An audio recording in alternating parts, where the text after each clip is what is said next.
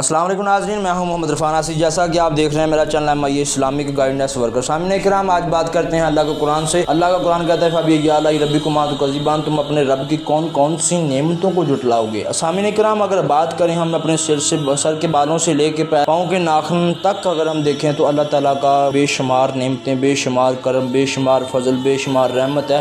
یہ جو اعضاء ہمارے، اللہ تعالیٰ ان کو سلامت رکھے، یہ اللہ تعالیٰ کی بہت بڑی نعمتوں میں سے ایک ہے۔ سامعین کرام، اللہ رب العزت نے ہم کو قدم قدم پہ سہارا دیا، قدم قدم پہ ہم پر رحم کیا، قدم قدم پہ ہم پہ کرم کیا۔ اگر ہم اپنے گناہوں کو دیکھیں تو ہمارے گناہ اتنے ہیں کہ وہ ہم خود حیران ہو جائیں، کیونکہ ہم گناہ کرتے ہیں بھول جاتے ہیں، پھر گناہ کرتے ہیں پھر بھول جاتے ہیں۔ ہم اتنے گناہ کرتے ہیں کہ ہم کو یاد بھی نہیں ہوتا ہم نے کیا کچھ کیا۔ کچھ گناہ انسان کے اپنے ذاتی ہوتے ہیں، ٹھیک ہے، کچھ گناہ انسان کے اپنے ذات سے اور خدا کے درمیان ہوتے ہیں، اپنی ذات سے لے کر خدا کے درمیان، اللہ تعالیٰ کے درمیان تک یہ گناہ ہوتے ہیں۔ اور کچھ ہمارے گناہ ہوتے ہیں جو حقوق العباد آتے ہیں، یعنی کہ کسی انسان کو تنگ کرنا، ڈسٹرب کرنا، کسی کا مال کھانا، کسی کا مال خراب کرنا، کسی کو اتنا تنگ کرنا کہ وہ پریشان ہو جائے، کسی کو پریشانی دینا، کسی کو تکلیف دینا، یہ حقوق العباد ہیں۔ اور حقوق العباد میں بے شمار حقوق آ جاتے ہیں جو لوگوں کے ہم پر ضروری ہوتے ہیں، ہم پر فرض ہوتے ہیں، جو جن کا ادا کرنا ہم پہ لازم ہوتا ہے۔ سامنے کرام، بات کریں آج انسانی حقوق کی تو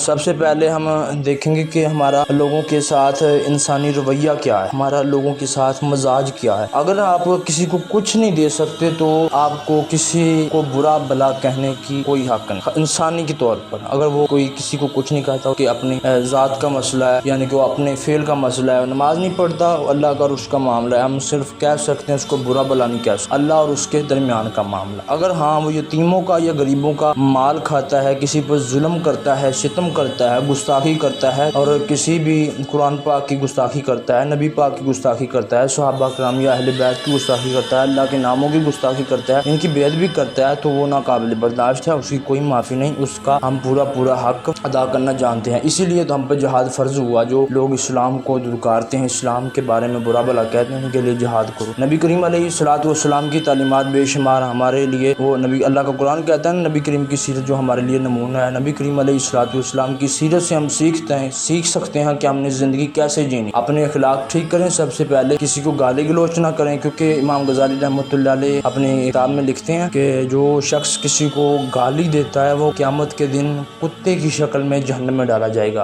کسی کو بلا وجہ گالی نہیں دینی، آپ نے اس بات کا خصوصی خیال کرنا ہے، حقوق العباد کا، کیونکہ اگر ہم کسی کے حقوق العباد کا خیال کریں گے نا تو اللہ تعالیٰ ہم پہ خصوصی کرم کرے گا، اور یہی اللہ تعالیٰ کی رحمت کا سبب بنے گا۔ آپ نے اس بات کا بھی خصوصی خیال کرنا ہے کہ جب اللہ تعالیٰ ہم پر رحم کرتا ہے نا تو یہ اللہ تعالیٰ کی کرم نوازی ہے، اللہ تعالیٰ کا فضل ہے، اس کا بدلہ ہم نے اللہ تعالیٰ کو شکر ادا کرنا ہے کہ یا اللہ شکر ہے تیرا کہ تو نے مجھ کو عذاب سے بچا لیا اور ہم کو معاف کر دیا، ہم پہ رحم کیا، ہم پہ اپنا کرم کیا، ہم کو ہدایت عطا فرمائی۔ اور اللہ تعالیٰ کی بارگاہ میں استغفار اور بلا ناغہ کریں، ضرور کریں، ہر گناہ کے بعد شام کو سونے سے پہلے توبہ کر کے اللہ تعالیٰ ہم کو نبی کریم علیہ الصلوۃ والسلام کی بتائی ہوئی سیرت کے مطابق اپنی زندگی گزارنے کی توفیق عطا فرمائی۔ اور اللہ تعالیٰ کی بے شمار نعمتیں جو ہم کو دائیں بائیں بھی نظر آتی ہیں، ہم کو کبھی بھولے ہوئے ہوں تو راستہ کو بتا دے، یہ بھی اللہ کی نعمت ہے۔ اللہ تعالیٰ ہم کو اپنی نعمتوں کا شکر ادا کرنے کی توفیق عطا فرمائے۔ اور جن لوگوں نے میرا چینل سبسکرائب نہیں کیا اس کو سبسکرائب کر لیں، ویڈیو پسند آئی تو لائک کریں، کمنٹ کر کے ہماری حوصلہ افزائی کریں۔ اللہ تعالیٰ آپ کا حامی و ناصر۔ اللہ حافظ۔